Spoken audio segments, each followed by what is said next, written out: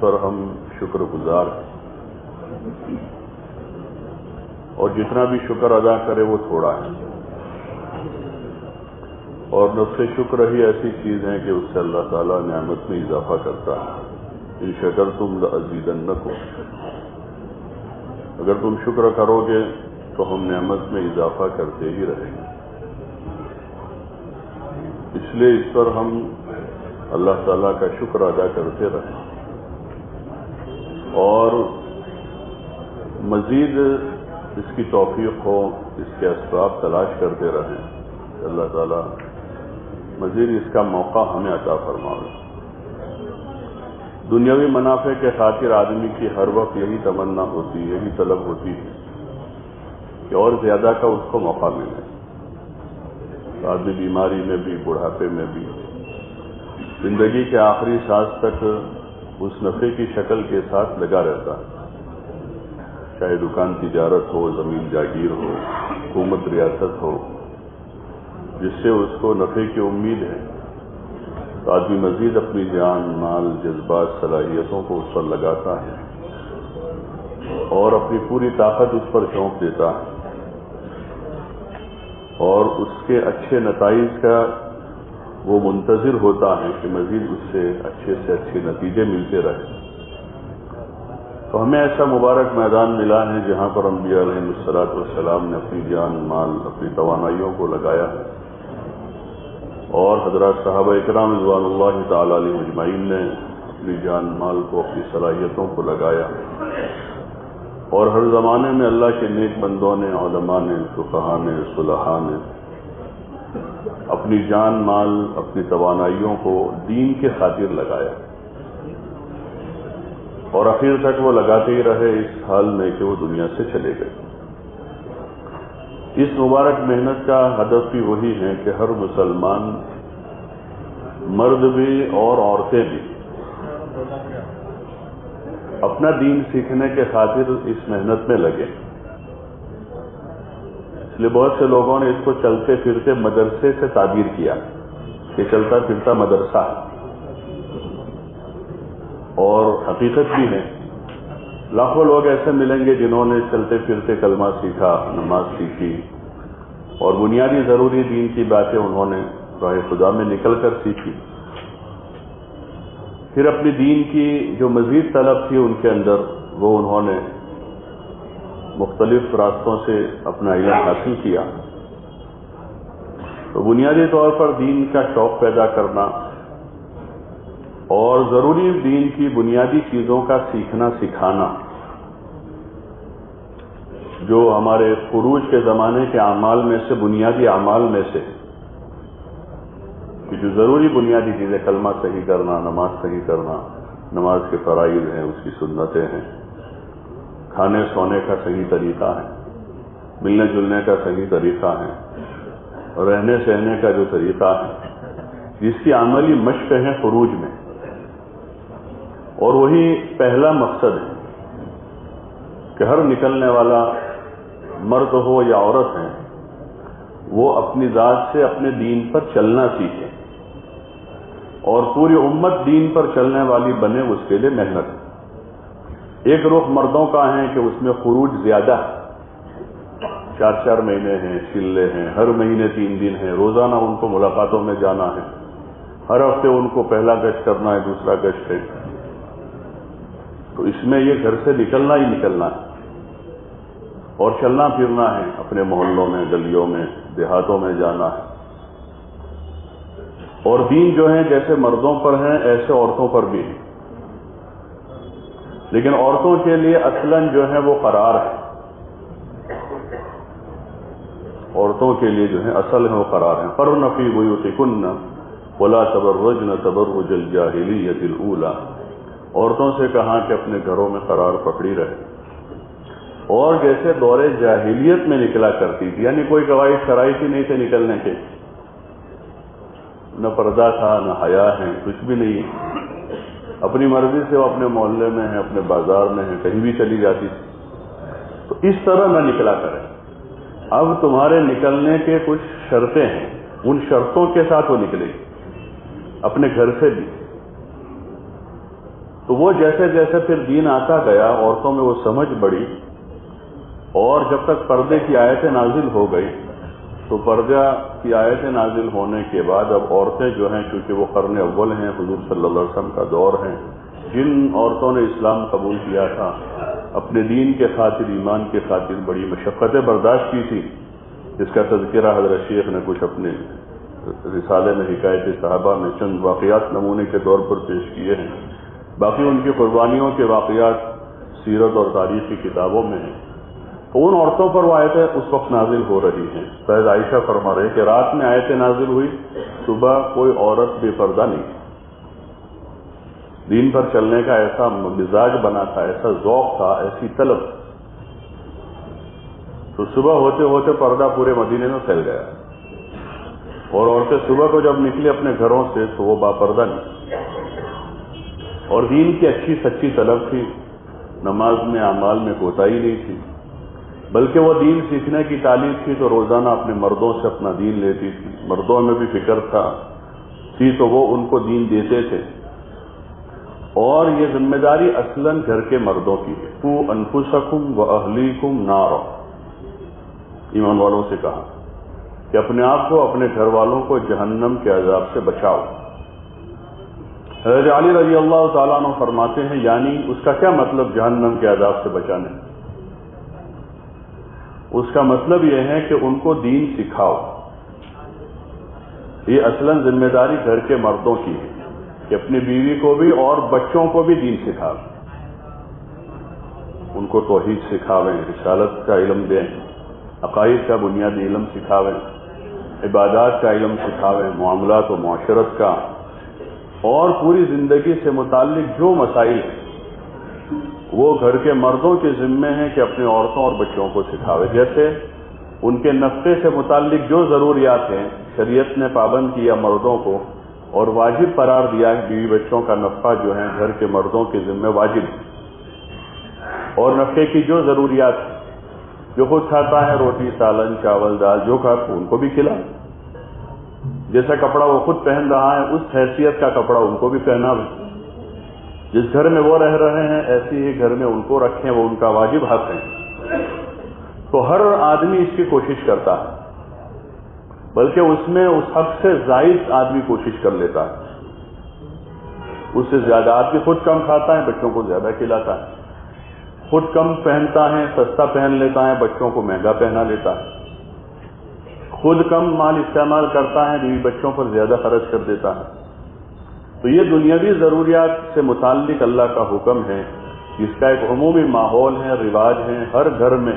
دیہاتوں میں، شہروں میں، سب جگہ پر، تو لوگ اس حق کو اچھی طرح سے پورا کرتے ہیں۔ ایسے ہر مرد کے ذمے اپنی بیوی بچوں کو دین سکھانا یہ بنیادی حق ہے، اور اس کا سوال ہوگا۔ کلکم راع وکلکم مسئول عن رعیتہ، حدیث پاک میں ہے، آپ علیہ السلام نے فرمایا کہ تم میں سے ہر شخص ذمہ دار ہے، راعی اور نگران ہے، اور ہر ایک سے اپنی ذمہ داری کا سوال ہوگا۔ تو جو سوال ہے وہ اصل یہ ہے،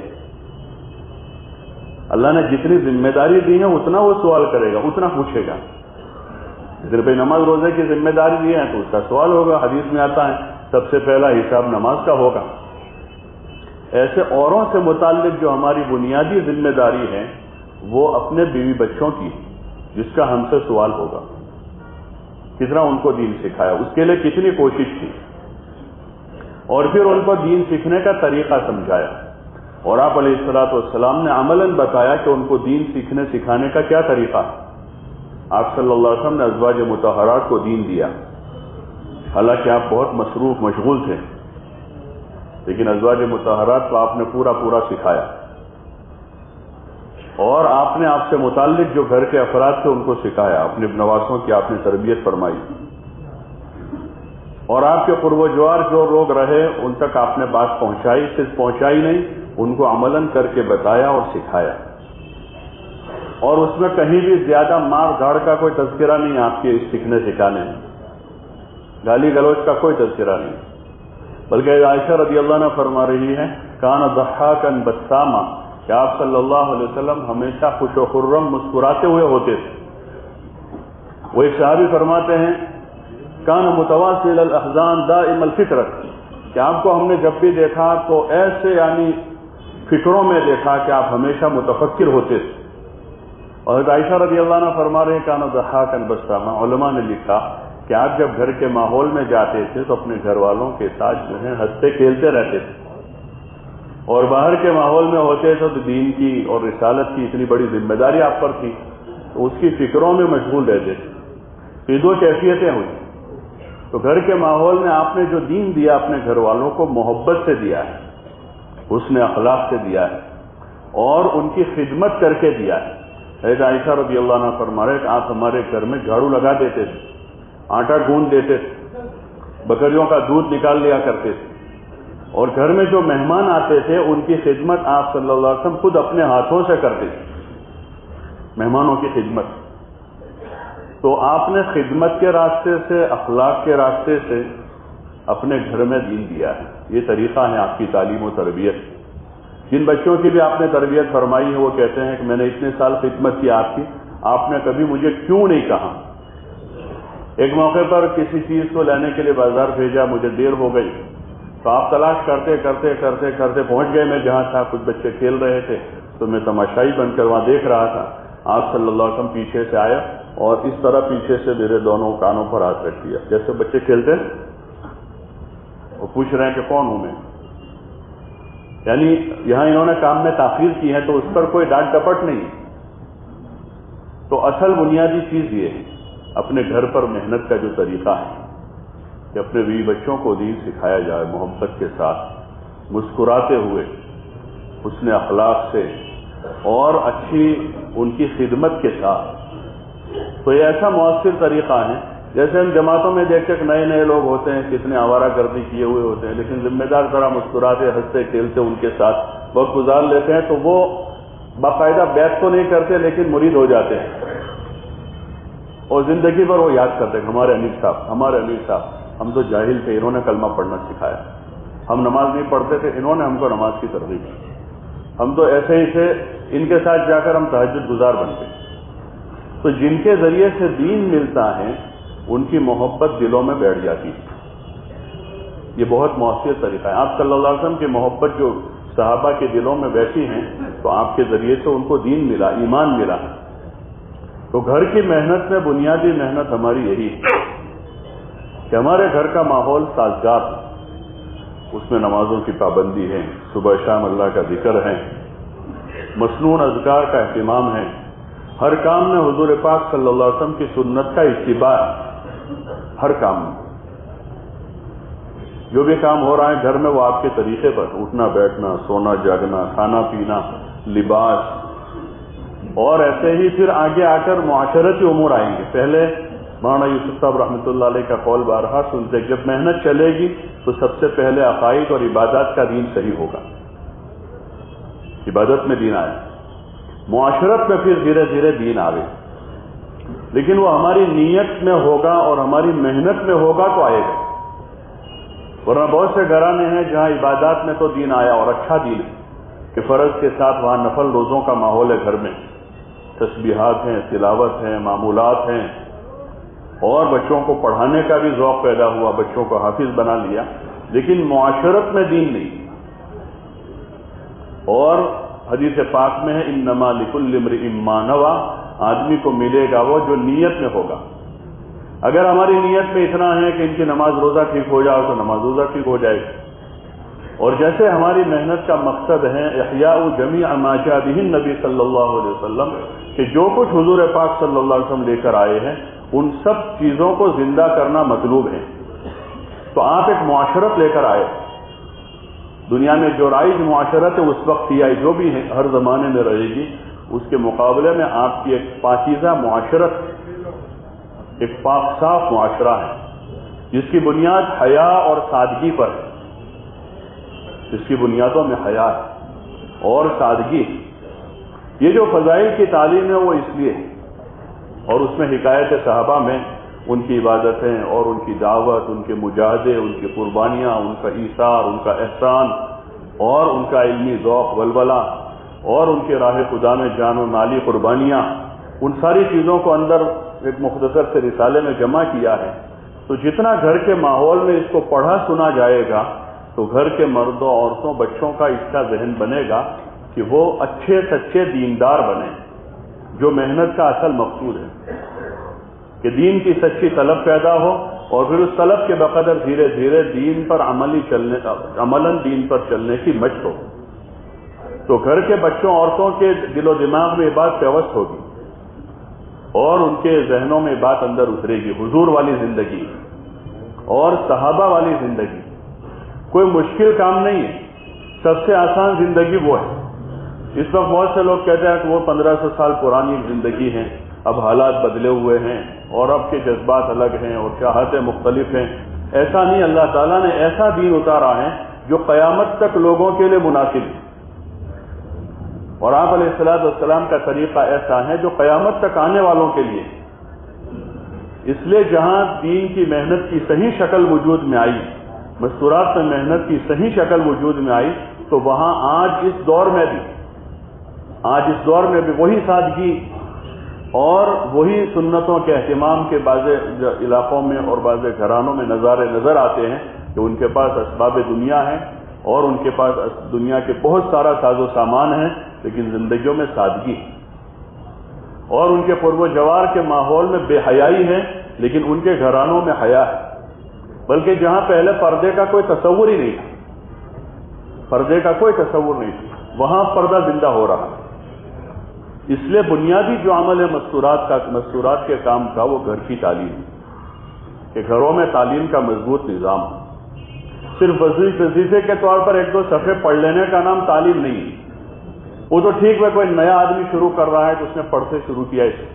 بلکہ اس سے تو گھر کی ایک تعمیر مطلوب ہے، ایک تعمیر ہو۔ اور فضائل چونکہ اس لیے پڑھے سنے جاتے ہیں، اس سے زمین تیار ہوتی ہے، اس سے شوق بنے گا، اندر ذوق پیدا ہوگا۔ اب جب فضائل پڑھ سن کر شوق پیدا ہوا ہے تو ان کو قرآن سیکھنے کا جذبہ پیدا ہوگا، تو ان کو قرآن کے سیکھنے سکھانے کا نظام کرنا ہوگا، ورنہ ان میں خوب شوق پیدا ہو گیا قرآن کی تلاوت کا، اور قرآن صحیح نہیں ہے، وہ ہر مہینے ختم کر رہے ہیں، لیکن قرآن صحیح نہیں ہے ان کا۔ سنت کی اتباع کا خوب جذبہ پیدا ہوا ہے، لیکن سنت کا علم ہی نہیں ہے، تو وہ جہالت والے رسومات کو سنت سمجھ کر کریں گے، اس میں سنت نہیں ہوتی، کیونکہ ان کے پاس صحیح علم نہیں پہنچا ہے۔ تو گھر کے مردوں کے ذمہ پہلا کام تو یہ ہے کہ فضائل کے حلقوں کے ذریعے سے ان کے اندر طلب پیدا کی جائے، اور جیسے جیسے طلب پیدا ہوتی جاوے ایسے ان کو دین سیکھتے سکھاتے جاوے۔ چھوٹے بچے ہیں تو ان کے لیے مکاتب کا نظام ہوتا ہے اکثر، تو ان کے لیے وہ نظام کریں تاکہ وہ جا کر اطمینان سے اچھا قرآن پڑھے، اس لیے کہ بڑوں میں بھی کم وہ ہیں کہ جن کا قرآن صحیح ہے، مخارج صحیح ترتیل کے ساتھ، اور اس کا بدل ہمارے زمانے میں ہے کہ مکاتب کی شکل قائم ہے۔ اصل تو والدین کے ذمہ تھا، لیکن چونکہ وہیں پورے طور پر وہ صحت نہیں ہے، اگر گھر میں ان کو مل جاتا ہے تو کوئی حرج نہیں ہے، لیکن عموماً نہیں ہو پاتا ہے، تو اس لیے اپنے بچوں کی تعلیم تربیت کے واسطے مکاتب کا نظام ہے، اس کو اہمیت دی جائے۔ جیسے میتھ سائنس کے سبجیکٹ کو اہمیت دی جاتی ہے، تو 2 گھنٹے ایک سبجیکٹ کے لیے فارغ کرواتے ان کو، اور ایک ہدف ہوتا ہے کہ اس بچے کو وہاں تک پہنچانا ہے۔ ایسے ان بچوں کو جو ہے مکاتب میں بھیج کر ان کے قرآن کی تصحیح کی جاوے، اور جو بنیادی ضروری اعمال وہاں پر سکھائے جاتے ہیں، عقائد ہیں اور سنتیں ہیں، اور پھر دھیرے دھیرے مزید علوم کے لیے اس کے آگے کے راستے کھلتے ہیں، تو اس کی کوشش کر کے بچوں میں دین سیکھنے سکھانے کا ایک ماحول تیار کیا جائے۔ عورتوں کے لیے چونکہ گھر کا مرد ہی ذمہ دار ہے، کسی غیر محرم سے وہ دین نہیں سیکھ سکتے، کسی غیر محرم سے۔ خود نبی کریم صلی اللہ علیہ وسلم کو بھی اپنی امت کی خواتین سے پردہ کروایا، اور ازواج مطہرات جو امت کی مائیں ہیں ان کو بھی امت کے مردوں سے پردہ کروایا، حالانکہ وہ مائیں ہیں امت کی، لیکن پردہ اتنا بڑا حکم ہے اسلام میں۔ مردوں کے ذمہ کہ وہ ان کے باقی کے دین کی فکر کریں اور اپنے گھر کے ماحول میں ان کو دین سکھاویں، جو اپنے گھر کے ماحول میں ان کی نماز صحیح ہو جائے، ان کے اعمال صحیح ہو، ان کے اخلاق صحیح ہو۔ اور باقی پھر ہمارے بزرگوں نے جیسے ایک نظام قائم کیا کہ عورتوں میں بھی دین کی سچی طلب پیدا ہو اور عورتوں میں بھی دین سیکھنے کا ایک عملاً ماحول بنے، اس کے لیے ان کو جو شریعت کے قواعد شرائط ہیں اس کے دائرے میں رہ کر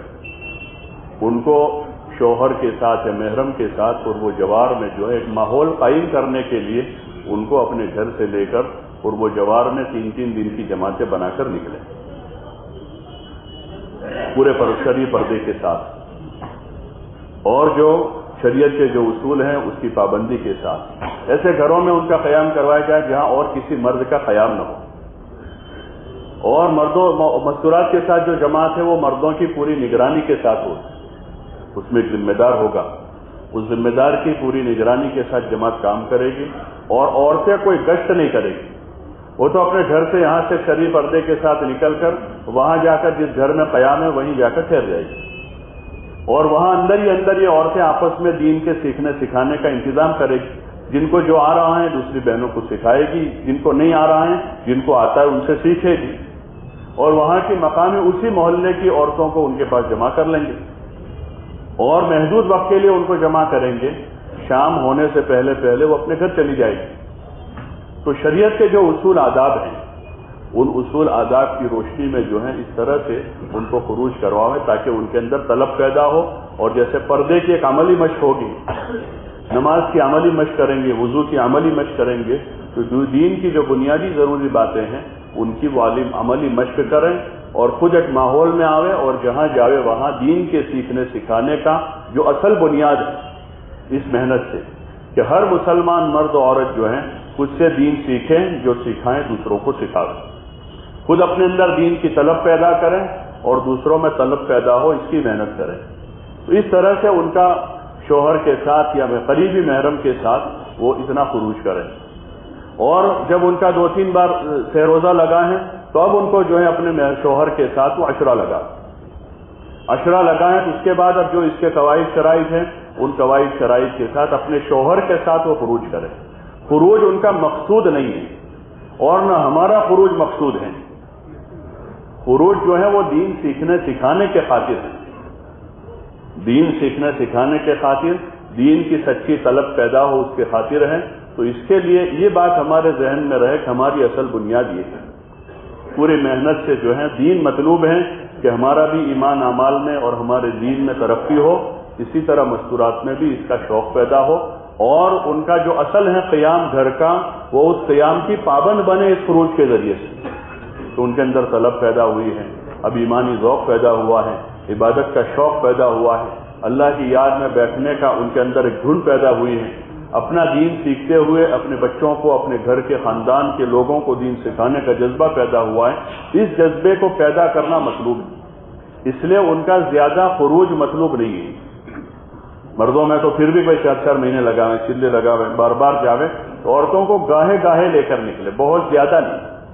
اس لیے کہا کہ ہر مہینے نہیں نکلنا، ہر مہینے نہیں نکلنا، ہر سال چلہ نہیں لگانا ہے، مردوں کو ہر سال چلہ لگانا، تو ہر سال لگاوے، خود سیکھیں، علاقوں میں جاوے، ضلعوں میں، صوبوں میں جاوے، مستورات کے لے کے 3 سال میں ایک بار لگاوے،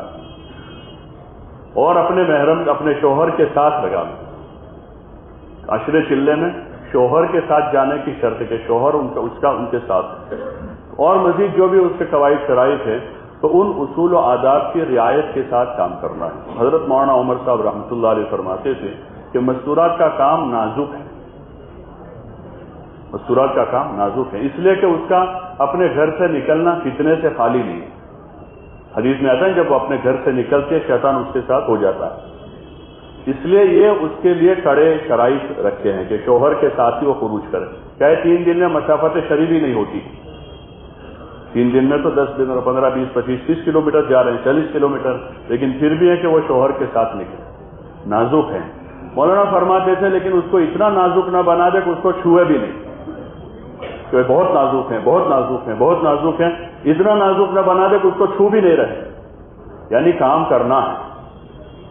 کام کرنا ہے لیکن اس کے اصول کے رعایت کے ساتھ۔ اگر کام ہمارا اصول کے ساتھ ہوگا تو کام کرتے کرتے کام کرنے والوں کی محبت اور لوگوں کی عظمت دلوں میں بڑھے گی۔ یہ بزرگوں میں سے کسی کا ملحوظ ہے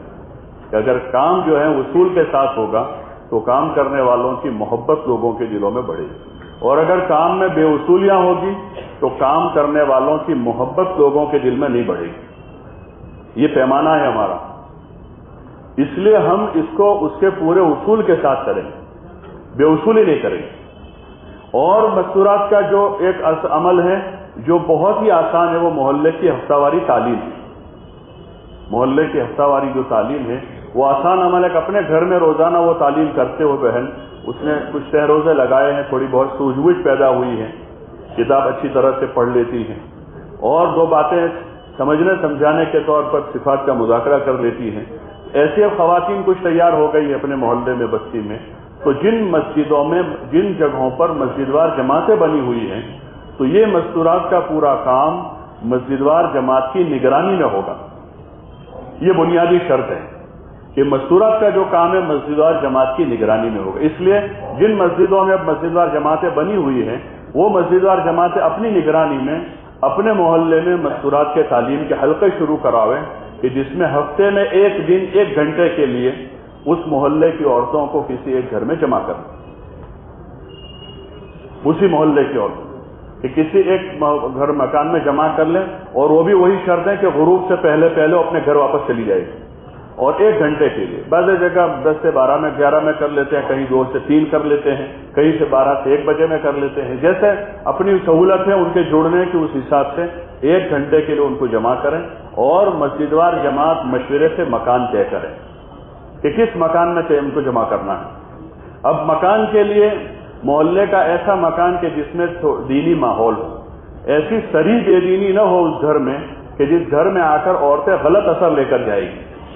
ایسے گھر میں تعلیم نہ کریں. باقی جس گھر میں تعلیم کروا رہے ہیں اس گھر کی بہن کا عشرہ، سہروزہ، چلہ لگا ہوا شرط نہیں ہے. محلے کے ایسے گھر میں کہ جس گھر میں دینی ماحول ہو، ایسی بے دینی نہ ہو کہ جس کا کوئی غلط اثر لے کر عورتیں جائے گی، ایسے گھر میں تعلیم طے کریں. اور کوشش یہ کریں کہ اگر ہم کو مکان میسر ہیں تو تعلیم بدل بدل کر کریں، ایک گھر کو فکس نہ کریں. ہاں کسی جگہ کوئی مصلیحت ہے کہ دوسرا کوئی مکان اس نوعیت کا نہیں ہے، نیا ماحول ہے، لوگوں کا زیادہ وقت لگا ہوا نہیں ہے، تو وہاں پر ٹھیک ہے بھائی ایک گھر میں کر لیں. باقی یہ ہے کہ کوشش اس کی کریں کہ گھر میں ہو رہی ہے کچھ دنوں کے بعد دوسرے گھر میں بدل لیں، مہینے 2 مہینے میں مکان بدل لیں، اور پھر تیسرا کوئی مکان مل جائے تو وہاں بھی جائیں. جتنے مکان تبدیل ہوں گے انشاءاللہ اس سے ان گھروں میں جو جس گھر میں ہو رہی ہے وہاں ایک ماحول تیار ہوگا، اور اس گھر کی عورتیں جتنی ہوگی وہ فکر مند ہو جائیں گی، اور نئے نئے گھروں میں اس تعلیم کے راستے سے دین کے سیکھنے سکھانے کا ایک ماحول تیار ہوگا. اس لیے ہفتہ واری تعلیم کے حلقوں کو مضبوط کرنا ہے. اس میں کوئی لمبے زیادہ قواعد شرائط نہیں ہے. اس میں ان کا صرف 1 گھنٹے کے لیے خروج ہے اپنے گھر سے پردے کے ساتھ 1 گھنٹے کے لیے اپنے محلے میں ہی، یعنی 50 فٹ 100 فٹ 150 فٹ میں محلہ ختم ہو جاتا ہے، چھوٹے چھوٹے گلیاں ہوتی ہیں، تو اسی میں ان کو جانا ہے اور وہیں سے واپس اپنے گھر آنا ہے. ہاں اتنا ہے کہ جو جن بہنوں کے ذریعے سے ہم کام لیں گے وہاں، یعنی تعلیم وہ کرے گی، مذاکرہ کرے گی، تو ان بہنوں کے اندر دینی دعوتی سوجھ بوجھ ہو اور مشورے سے چلنے کا ان کا مزاج، جو اپنی مرضی سے کچھ بھی بول دے وہاں، وہ اپنی مرضی سے کچھ بھی کر دے وہاں، اپنی مرضی سے کوئی بھی کتاب پڑھ لے وہاں، اپنی مرضی سے کچھ بھی کر لیں. ایسی بہنیں نہ ہو، بلکہ مشورے سے چلنے کا ان کا مزاج ہو، جو مسجد اور جماعت کے مشورے کے پابند ہو. مسجد کی جماعت جو ہے ان کے بارے میں طے کر کے کہ فلاں بہن تعلیم کر لے گی، اہلیہ فلاں جو ہے مذاکرہ کر لے گی، جو ان کے امور ہیں ان کو تقسیم کر کے ان کے محرم کے ذریعے سے ان کو خبر پہنچا دی. اور جس دن تعلیم ہے محلے میں ہمارے، اس دن مسجد اور جماعت صبح سے فکر مند ہو، محلے کے گھر گھر جا کر محلے کے مردوں کو فکر مند کریں کہ آج ہمارے محلے میں مستورات کی فلاں مکان میں تعلیم ہے، تو آپ تھوڑا سا اپنے گھر کی اپنی بہنوں کو، اپنی بہو کو، اپنی والدہ کو، اور جو آپ کی رشتہ محرم عورتیں ہیں ان کو فلاں گھر میں پہنچا دیں. اگر ان کا کوئی عذر ہے، اس وقت کوئی کام ہے، کوئی مشغلہ ایسا ہے، تو ان کو صبح سے تیاری کرواویں. اور کوئی ایسا ہے کہ جس میں بدل کی ضرورت ہے کہ چھوٹا بچہ ہے، تو آپ تھوڑی سی ذمہ داری لے لیں کہ اب بچے کی تھوڑی سی فکر آپ کر لیں اور اپنی گھر کی عورتوں کو تعلیم میں بھیجیں. تو یہ ایک آسان شکل ہے. ایک تو روزانہ کی گھر کی تعلیم، اور دوسرا جو ہے وہ محلے کی ہفتہ واری تعلیم جو ہے اس کی ان کو فکر کرا. اور جو ہماری عمومی جماعتیں چلتی ہیں 3 دن کی، چلے کی، 4 مہینے کی، تو کوشش یہ کریں کہ جن علاقوں میں تعلیم بھی نہیں ہو رہی ہے اور مستورات کے کام کی کوئی شکل نہیں ہے، تو ان جماعتوں میں اگر ایسے مناسب ذمہ دار ساتھی ہیں جو عورتوں میں مناسب بات کر لیتے ہیں، 6 صفات کے دائرے میں. ہمارے جتنے بیانات ہیں مستورات میں یا مردوں میں ہیں وہ 6 صفات کے دائرے میں. اس میں ہمیں تفصیلی معاشرتی امور کو یا امراض امت تو بالکل ہی نہیں ہمارے یہاں. 6 صفات کے دائرے میں ایمان، اعمال، اخلاق، آخرت کی، اخلاص کی، جان و مال کو راہ خدا میں لگانے کی جو بات ہے ایسی مناسب مجھی ہوئی بات کر لیتے ہیں. تو جو جماعتیں ہماری 3 دن کی قرب و جوار کے دیہاتوں میں جاتی یا چلے 4 مہینے کی جماعتوں صوبوں میں ضلعوں میں جاتی یا کہیں بھی ہماری جماعتیں جاتی ہیں تو مسجدوار جماعت کا ذہن بنا کر جہاں تعلیم نہیں ہو رہی مسجدوں میں مستورات کی تو مسجدوار جماعت کا ذہن بنا کر 2-3 دن کے اس قیام کے دوران اس محلے کی خواتین کو کسی مردادار مکان میں جمع کر کے ان کے سامنے ترغیبی مذاکرہ کر کے ان کو مقامی طور پر نماز، اعمال اور تعلیم کی ترغیب دیں، جس کی اس وقت بڑی کمی ہے. حالانکہ پہلے سے یہ عمل ہمارے یہاں مولانا صاحب رحمۃ اللہ علیہ کے زمانے سے ہی مستورات کی یہ نقل و حرکت کا عمل بھی ہے اور مستورات میں مردوں کے ذریعے سے جو بیانات ہیں اس کا عمل بھی ہے، لیکن اس کی اس وقت بڑی کمی ہے. علاقوں میں 4-4 مہینے کی جماعتیں جاتی ہیں اور بعض مرتبہ جماعت کے ساتھی تقاضا کرتے ہیں علاقے والوں سے کہ ہمارے جماعت میں ماشاءاللہ اچھے بنجے ہوئے ذمہ دار ساتھی جو مردوں میں بات کر لیں گے تو وہ یہ کہتے ہیں کہ آپ کی جماعت تو مردوں کی جماعت ہے، عورتوں کی جماعت نہیں ہے. مستورات کی جماعت تو ہی مستورات کا بات کرے وہ. تو یہ کوئی شرط نہیں ہے، بلکہ جو بھی جماعتیں ہماری سہ روزے کی چلے 4 مہینے کی جہاں بھی جا رہی ہے وہ یہ کوشش کریں کہ جن جگہوں پر بھی مستورات میں کوئی مقامی عمل ہی نہیں ہے تو وہاں تو یہ 2 بنیادی عمل ہے کہ وہاں کی عورتوں کو جمع کر کے ان کو دین کے بارے میں، اعمال کے بارے میں فکر مند بھی کریں اور ان کے وہاں گھروں میں بھی تعلیم زندہ ہو اور ایسی مستورات تیار ہو کہ جن کے ذریعے سے پھر مستقبل میں وہاں مستورات کے تعلیم کے حلقے قائم کر سکیں. تو اس کے لیے اس کی ضرورت ہے، اس پر توجہ دی جاوے اور اپنے مشوروں میں، اپنے مذاکروں میں اس کو لیا جاوے. کریں گے انشاءاللہ. اللہ پاک توفیق عطا فرمائے.